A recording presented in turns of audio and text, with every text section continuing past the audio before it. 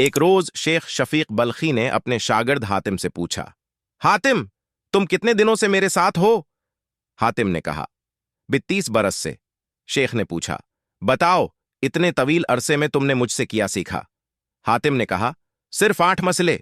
शेख ने कहा, मेरा वक्त तेरे ऊपर जाया चला गया, तूने सिर्फ 8 मसले सीखे?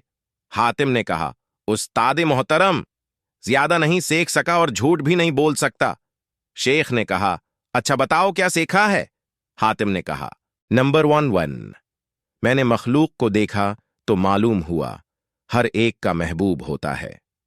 कब्र में जाने तक जब बंदा कब्र में पहुंच जाता है तो अपने महबूब से जदा हो जाता है। इसलिए मैंने अपना महबूब नेकियों को बना लिया है कि जब मैं कब्र में जाऊंगा तो ये मेरा महबूब मेरे साथ कब्र में रहेगा। नंबर 2, लोगों को देखा कि किसी के पास कीमती चीज है तो उसे संभाल कर रखता है और उसकी हिफाजत करता है।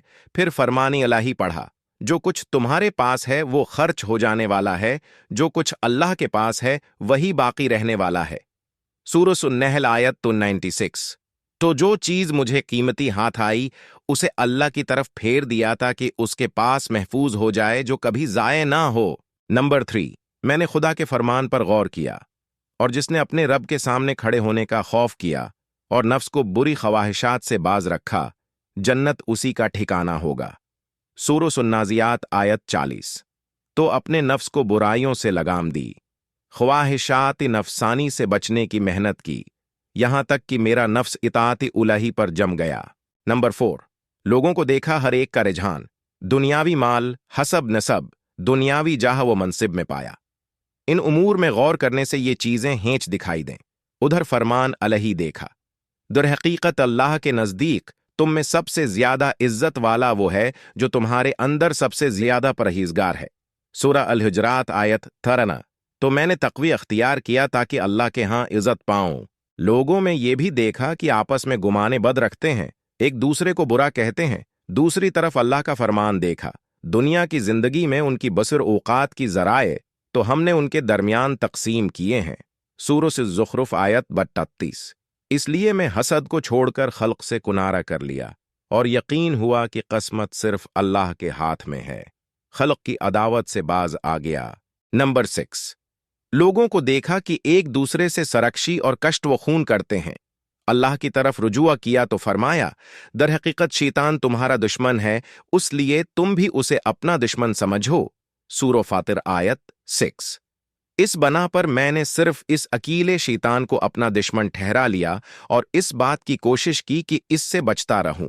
नंबर 7, लोगों को देखा पारा नान, रोटी के टिकरे पर अपने नफ्स को जलील कर रहे हैं, नाजायज उमूर में कदम रखते हैं। मैंने अरशाद बारी ताली देखा, जमीन पर चलने वाला कोई जानदार ऐसा नहीं है जिसका रिज़्क़ अल्लाह के जिम्मे ना हो। सूरह हूद आयत 6। फिर मैं उन बातों में मशगूल हुआ जो अल्लाह के हकूक मेरे ज़म्मे हैं, इस रिज़्क़ की तलब तर्क की जो अल्लाह के ज़म्मे है। नंबर 8, मैंने खलक को देखा, हर एक किसी आरज़ी चीज़ पर भरोसा करता है।